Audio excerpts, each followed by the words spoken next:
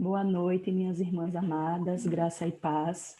Hoje a gente vai abordar o capítulo 7 do nosso livro, né? Mulheres Aconselhando Mulheres, que tem como título Cristo, a resposta de Deus para o seu medo. Então, inicialmente, eu fui em busca da definição do que é o medo, né? Como o dicionário, né, como estudiosos, pesquisadores, eles definem essa questão do medo. E aí, no dicionário que eu encontrei, define dessa forma: estado afetivo suscitado pela consciência do perigo ou que, ao contrário, suscita essa consciência. E esse perigo seria o quê? Uma ameaça, né? E aí eu fui atrás de mais. Temor, ansiedade, irracional ou fundamentada. E aí a gente já vê uma ambiguidade, a gente já vê um extremismo. Dois pontos, né? O 8 ou o 80. Fui mais além. Uma sensação desagradável, desencadeada pela percepção de perigo, real ou imaginário. E aí, a partir dessas definições, a gente já percebe e já é remetida para a questão daquela classificação dos medos, né? O medo pecaminoso, o medo aceitável e o temor do Senhor.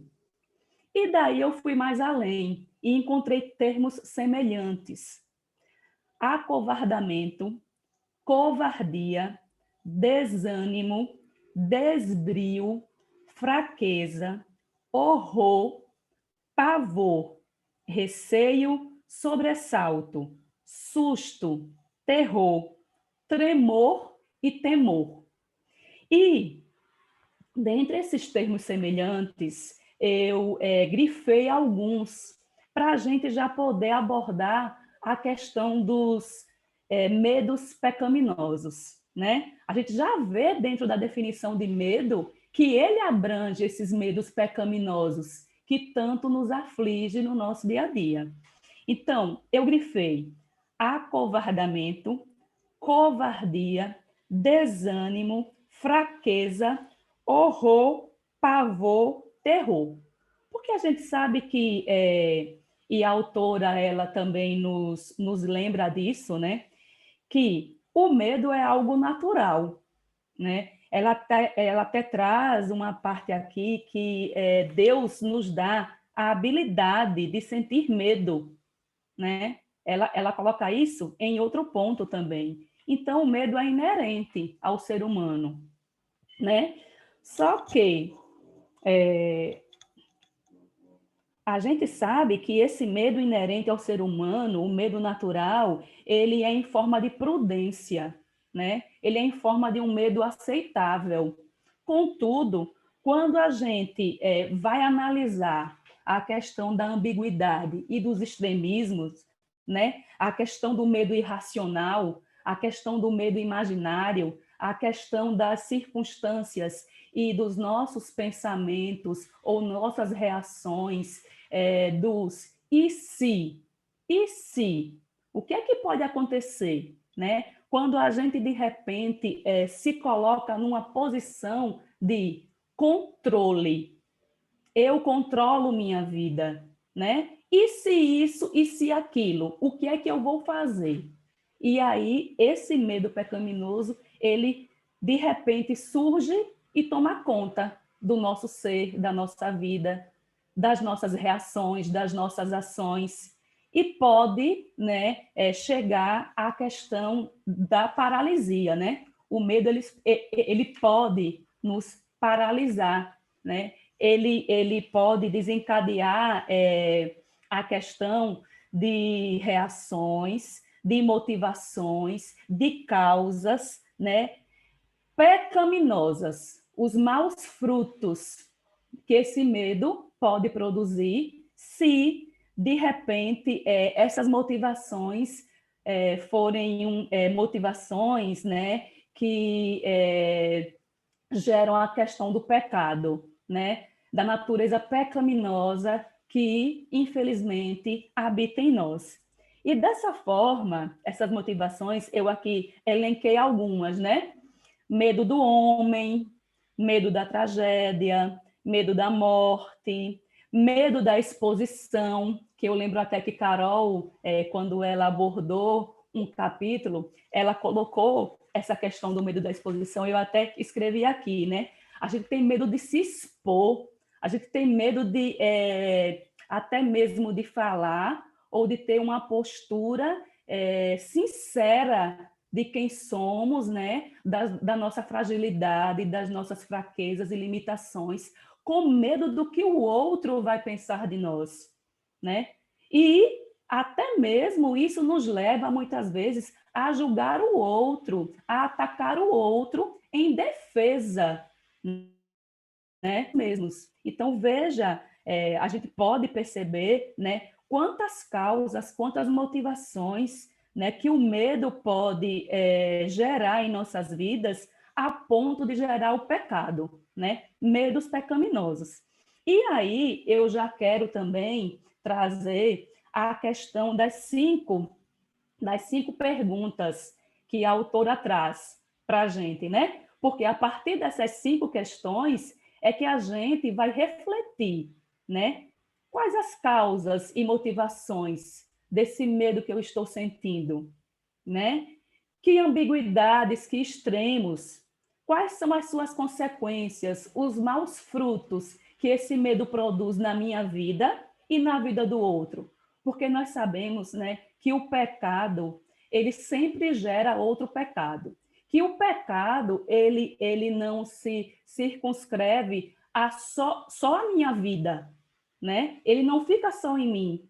Ele desencadeia também reações, ele gera também pecados em pessoas, em quem está ao meu redor, muitas vezes, na maioria das vezes, né? Então, a autora, ela, antes das cinco perguntas, eu grifei aqui, na página 124, né?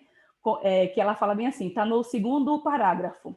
Como podemos encontrar a libertação das garras do medo e ainda manter um temor que seja aceitável e agradável a Deus? Esse é um equilíbrio difícil de alcançar. Por quê? Como vimos, existem temores pecaminosos, temores prudentes e um temor santo. Uma vez que tenhamos aprendido a diferenciá-los, estaremos prontos para encontrar ajuda para a nossa luta contra os temores que nos perturbam. E aí o primeiro passo, né, que ela nos traz é a exposição a essas cinco perguntas, a essas cinco questões, que eu gostaria aqui de ler, né, porque nosso estudo vai ficar gravado, e aquelas que não têm o livro, né, podem ouvir, né?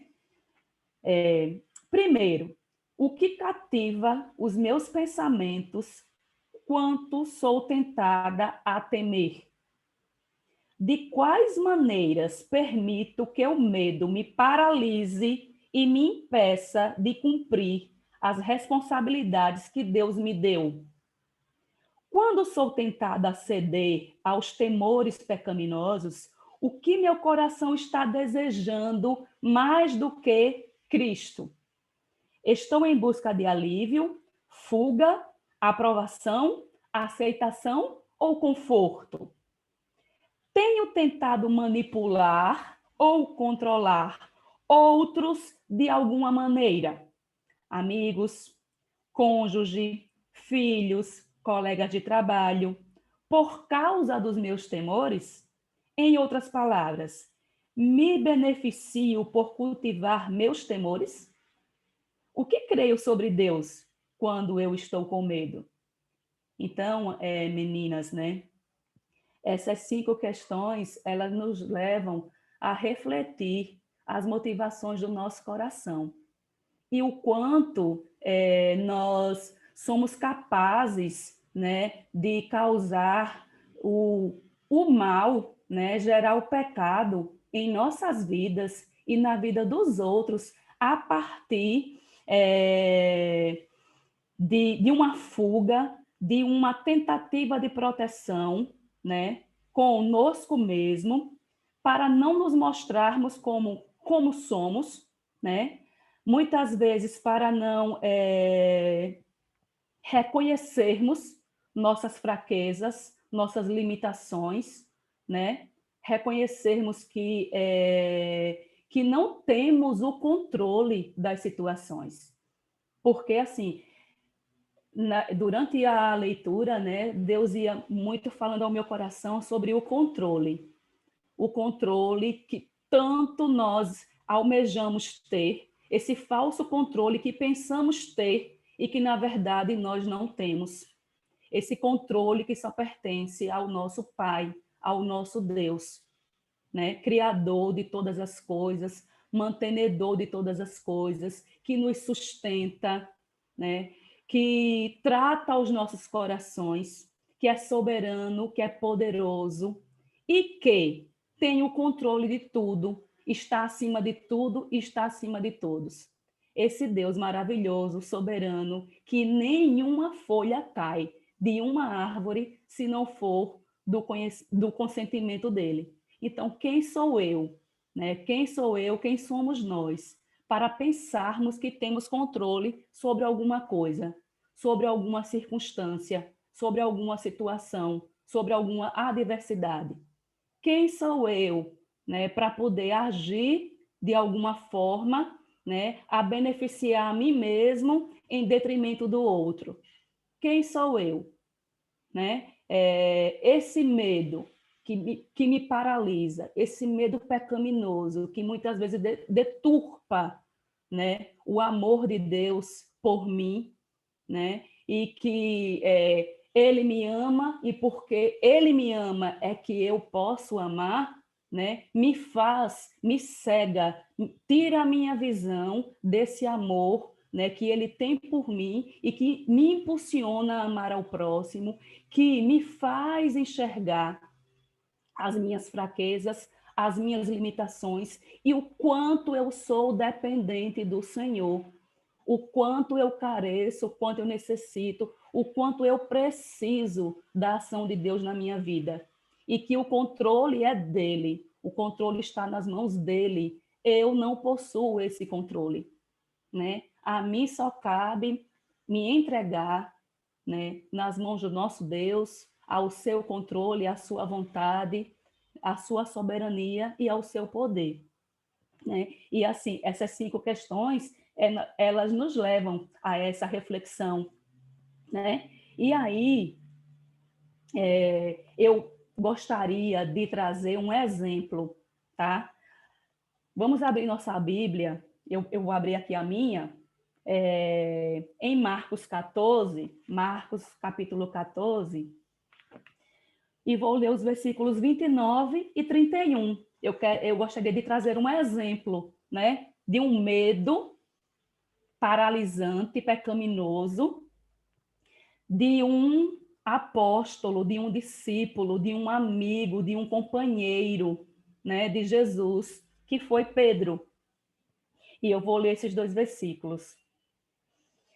Disse-lhe Pedro a Jesus: ainda que todos se escandalizem, eu jamais. Mas ele insistia com mais veemência: ainda que me seja necessário morrer contigo, de nenhum modo te negarei. E o que aconteceu, irmãs, com Pedro? Aqui é a passagem, né, que Jesus diz que Pedro irá negá-lo, né, 3 vezes antes que o galo cante, e Pedro simplesmente acha que está no controle, acha que ele não, de jeito nenhum. E ele acredita na sua autossuficiência. Eu jamais lhe negarei. E Jesus afirma, mas ele continua dizendo: jamais, ainda que for preciso, eu morrerei contigo. Veja só as afirmações de Pedro. E o que é que acontece? Simplesmente uma criada chega, né, aponta e diz que Pedro é amigo de Jesus. E Pedro simplesmente, amedrontado, com medo do homem, com medo de perder a vida, né? Em sua autopreservação, Pedro simplesmente peca, né? O medo gera o pecado. O medo gera um mau fruto. E Pedro nega Jesus. Pedro simplesmente nessa hora se esquece de quem Jesus é, né? De que Jesus reflete o caráter do Pai, de que Jesus nos leva ao Pai e de que em Cristo, né? Com Cristo, ele está seguro, mas ele se esquece de tudo isso e ele nega Cristo. E, minhas irmãs, num momento em que o nosso Deus, né, o nosso Jesus, ele mais precisava, né, que seus discípulos, que seus apóstolos estivessem com ele, né, porque ele foi um momento de sofrimento, né, no momento em que ele estava triste, porque ele sabia o que ia acontecer, né? E ele busca o Pai, e ele pede que os seus amigos orem, e ele pede que seus amigos continuem ali com ele. E Pedro, simplesmente por medo, né, ele nega, né? Esse medo gera o pecado, é um medo pecaminoso, né? Então, assim, ele esquece do temor do Senhor. E aí a gente já entra, né, nessa questão do temor santo. Ele esquece do caráter de Deus, Pedro, né?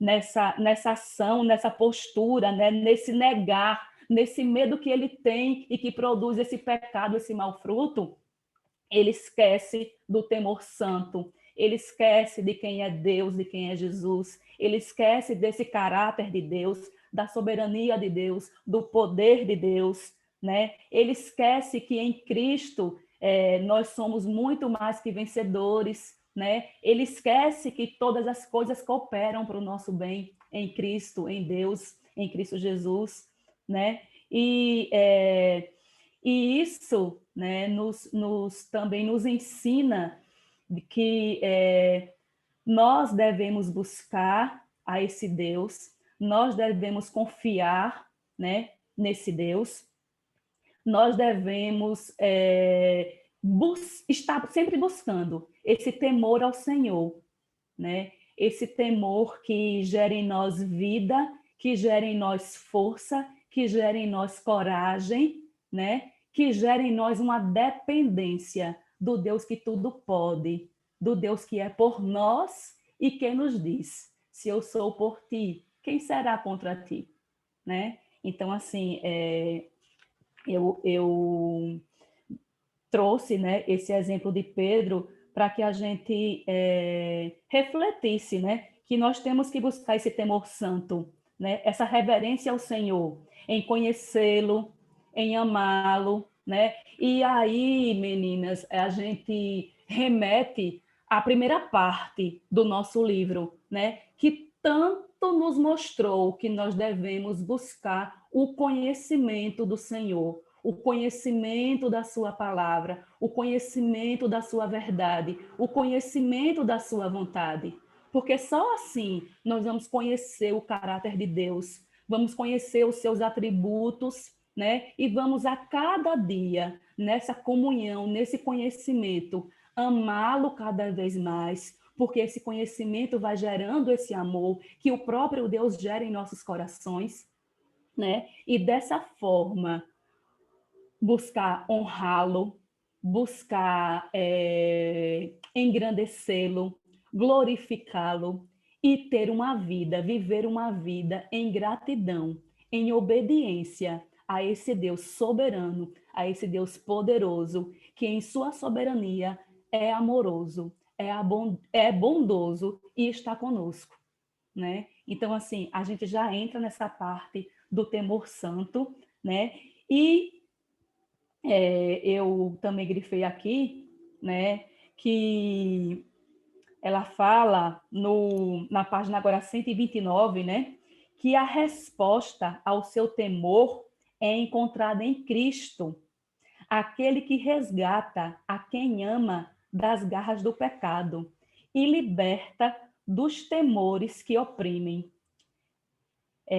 A salvação em Cristo Jesus, ela nos assegura que é confiável descansar em Cristo, porque ele demonstrou o seu amor por nós na cruz.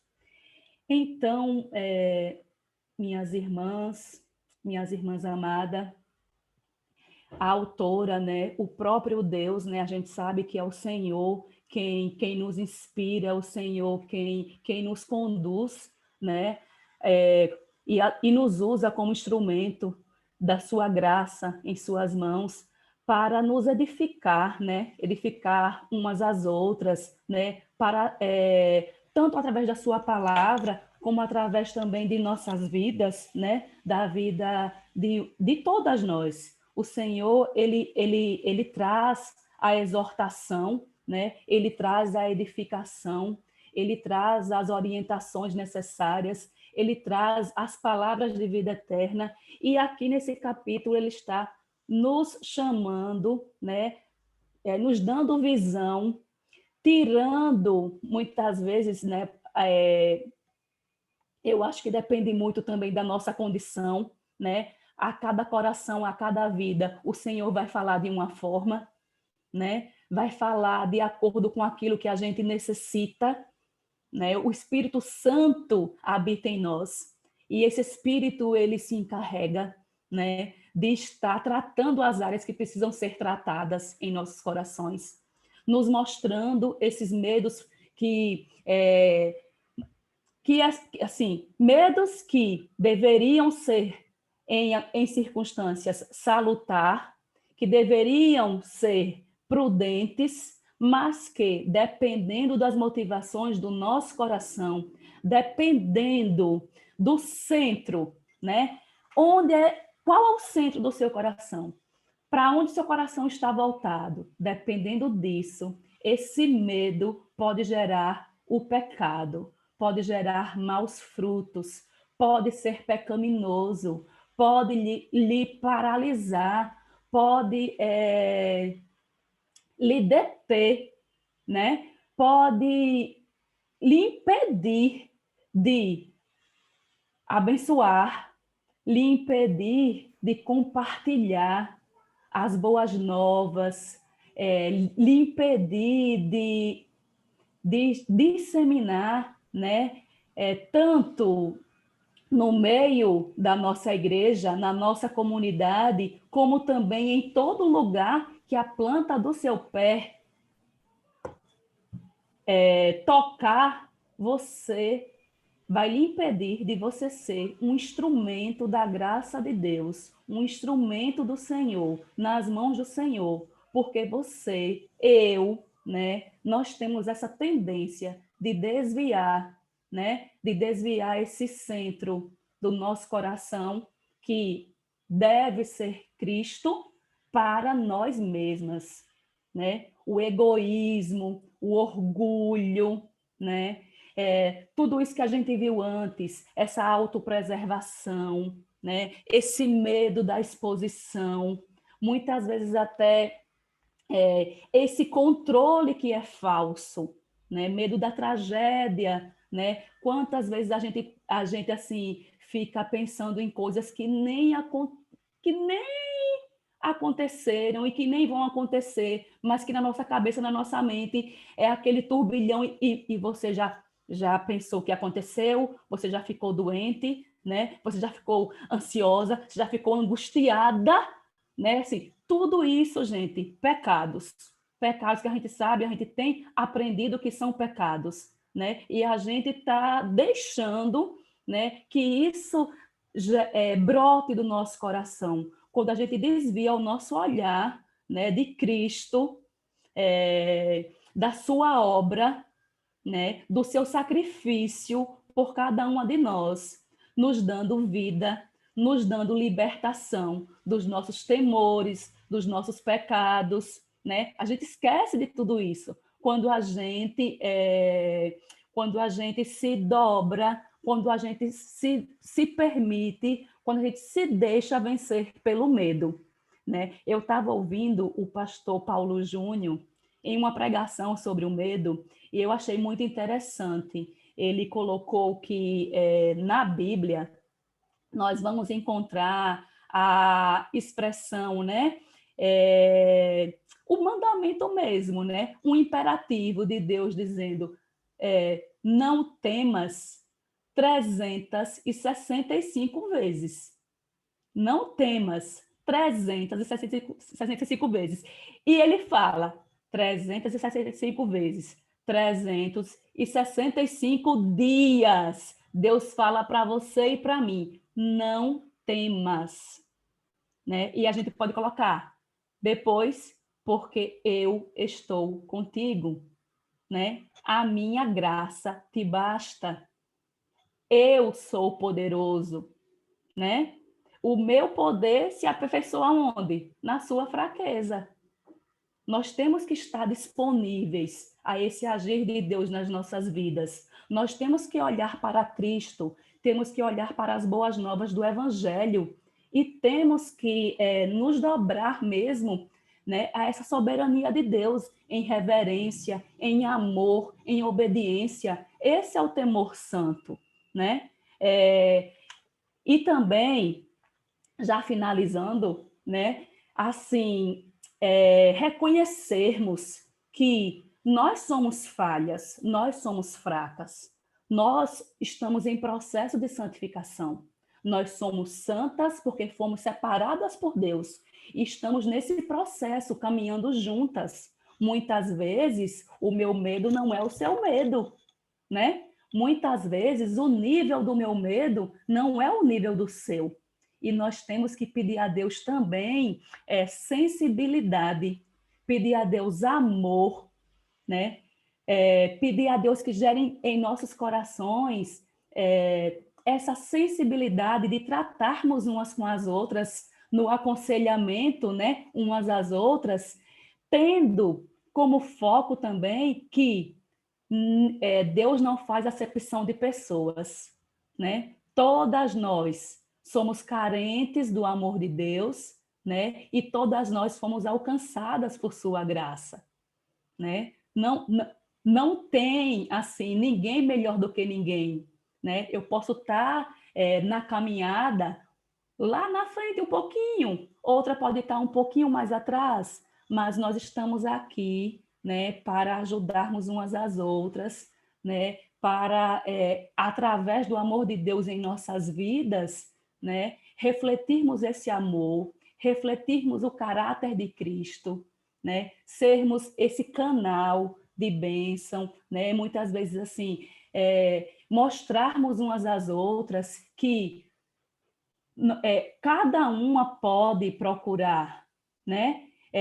Mostrarmos umas às outras que não estamos aqui para julgar, que não estamos aqui para apontar, que nós sabemos que somos pecadoras, né? Que nós sabemos que estamos em processo, que nós sabemos que estamos caminhando, né? E sendo santificados através do poder e da graça de Deus, através do Espírito Santo que habita em nós, através da busca por sua palavra, por seu conhecimento, por sua verdade e por viver esses propósitos que tanto a autora nos trouxe na primeira parte, né? Eu achei assim muito interessante que ela nos aponta Deus, sua palavra, sua verdade, seu espírito, sua vida em nós, né? Essa busca desse conhecimento para que a gente possa, no nosso dia a dia, enquanto cristãs, enquanto mulheres que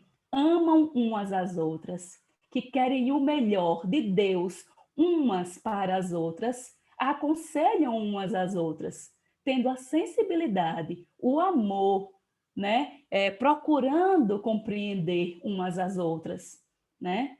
E assim, isso está sendo para mim uma maravilha, está sendo para mim assim uma bênção tremenda, né? Estar compartilhando com as irmãs desses estudos, porque Deus está falando aos nossos corações. Deus está nos mostrando que precisamos primeiramente dele, né? Precisamos primeiramente buscá-lo. Precisamos primeiramente encontrar a coragem, a força, o sustento, né, as verdades, o conhecimento nele, para nos entregarmos a ele e assim vencermos a tentação do medo, né? Que tanto nos paralisa, que tanto nos acomete, que tanto é gerado dependendo das circunstâncias, das adversidades, e que tanto o nosso coração pecaminoso é levado a pensar que nós estamos no controle, que nós podemos fazer algo fora de Cristo, fora de Deus, né? E isso não é possível, graças a Deus, né? Graças a Deus, porque Ele nos ama apesar de nós, apesar do nosso coração pecaminoso, apesar das nossas limitações e das nossas fraquezas. E eu quero terminar lendo a Bíblia. Eu nem vou ler a Bíblia, eu vou ler mesmo a parte que ela colocou aqui, né?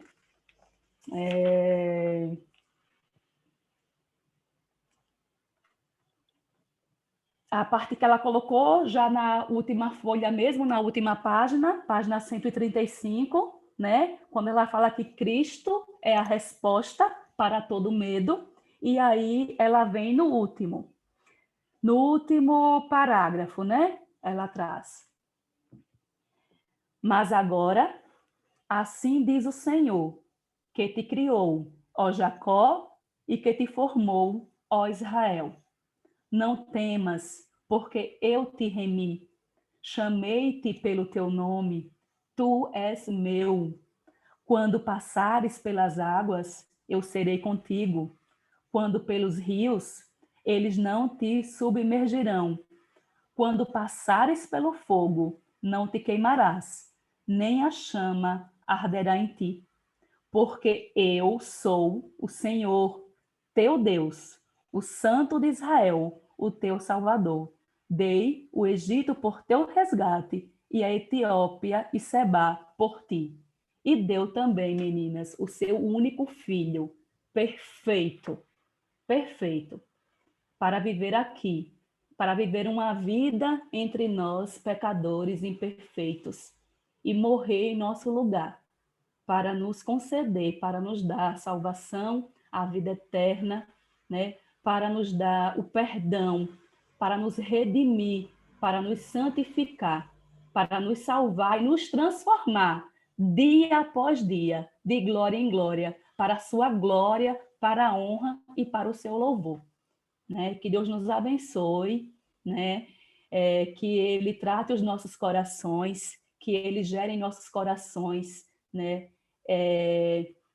O amor por Ele, a comunhão, né? A sede, a busca dessa comunhão, de estar mais perto, de conhecer mais ao nosso Deus e de vivermos realmente uma vida que glorifique, né? Ao nome do nosso Deus, uma vida em obediência, uma vida em amor a esse Deus soberano, poderoso, maravilhoso, né? Que é amoroso, que é bondoso e que nos ama, né? E que está conosco dia após dia. Não temas, porque eu sou contigo. Amém.